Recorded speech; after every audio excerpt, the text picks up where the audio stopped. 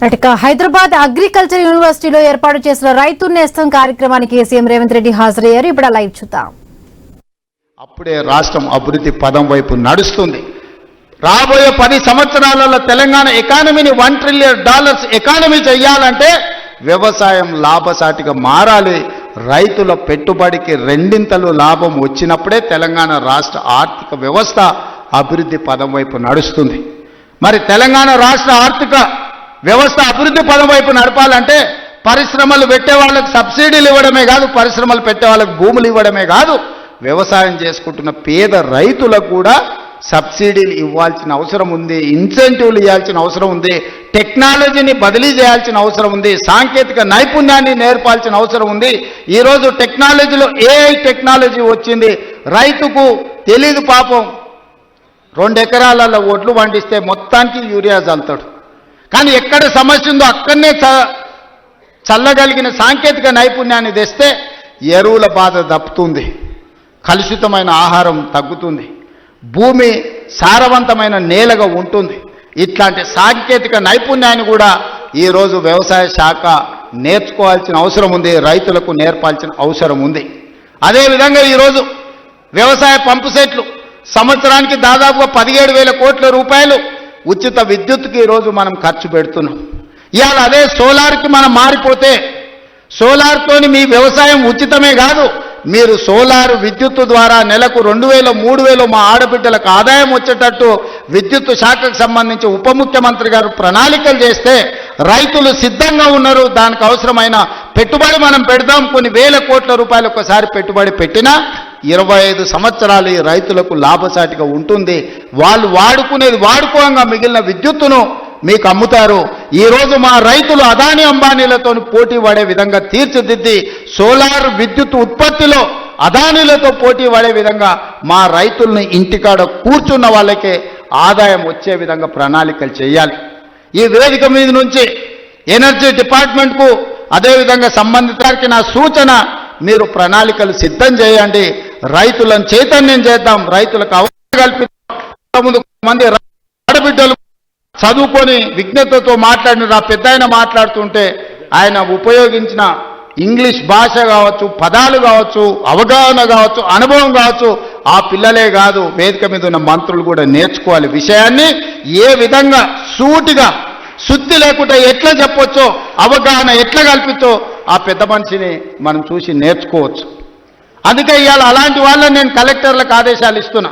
వ్యవసాయం మీద అవగాహన ఉండి 10 మందికి నేర్పాలన్న పెద్ద మనుషులను గ్రామాలు తిప్పండి, రైతు వేదికలలో సమావేశాలు పెట్టండి, వాళ్ళ చేత అవగాహన కల్పించండి.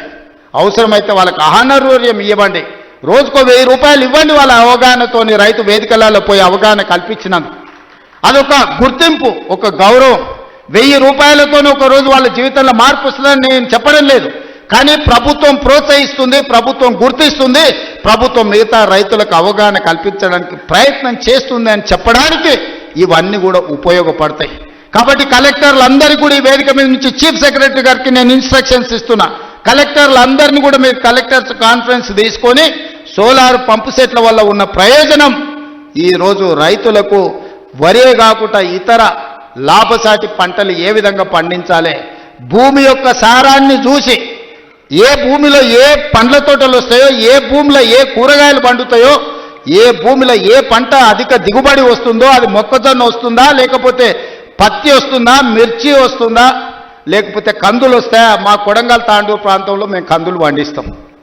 దేశానికే మా కందిపప్పు అంటే, తాండూరు కొడంగల్ కందిపప్పు అంటే దేశంలో గొప్ప పేరు. ఏ ఏరియాలో ఏ పంట వండుతుందో, అచ్చంపేట ప్రాంతంలో పోతే దోసకాయలు వండుతాయి. దోసకాయ కందిపప్పు ఎంత బ్రహ్మాండంగా ఉంటుందా, చికెన్ మటన్ కూడా వనికిరాదు దాని ముందర. ఇప్పుడు ఆ పిల్లలకు తెలియకుండానే పోయింది. కొత్త తరానికి ఇప్పుడు దోసకాయలు అంటారు, వెనక బుడంకాయలు అనేటోళ్ళు. అవునా?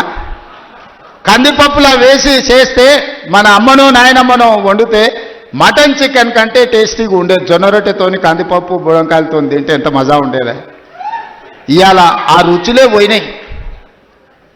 అందుకే ఈరోజు పంట మార్పిడి జరగాలి, ఆలోచనలో చైతన్యం రావాలి, ప్రజలకు ఉపయోగపడాలి. మనము పోయి ఎక్కడెక్కడనో పోయి ఏదో కొత్త రకాల వంటలు, కొత్త రకాల డైట్ అని తీసుకొస్తున్నారు కొత్త కొత్తవి.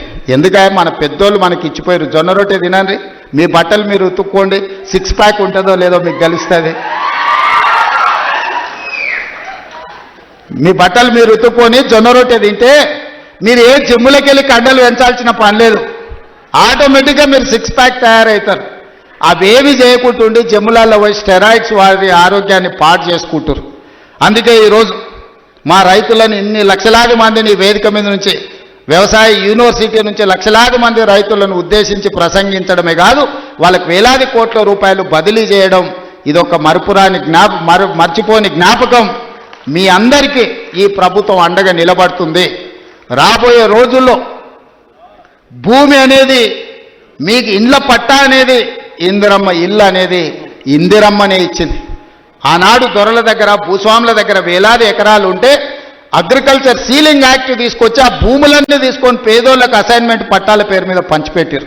అటవీ ప్రాంతంలో ఉన్న ఆదివాసులకు లంబాడ సోదరులకు పోడు భూముల పట్టాలు ఇచ్చి వాళ్ళని భూ యజమానులను చేసింది.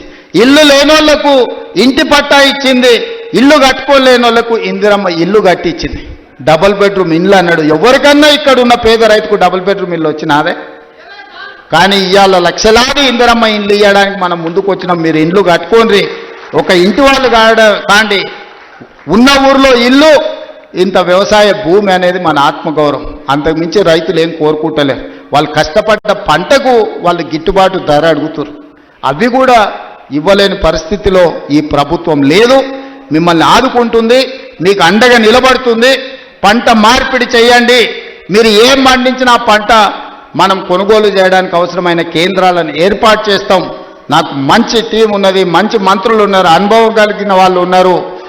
నాకు మంత్రిగా అనుభవం లేకపోవచ్చు, కానీ అనుభవం కలిగిన మంత్రులు పెద్దలందరూ ఉన్నారు. వాళ్ళందరి సహకారంతో ఒక మంచి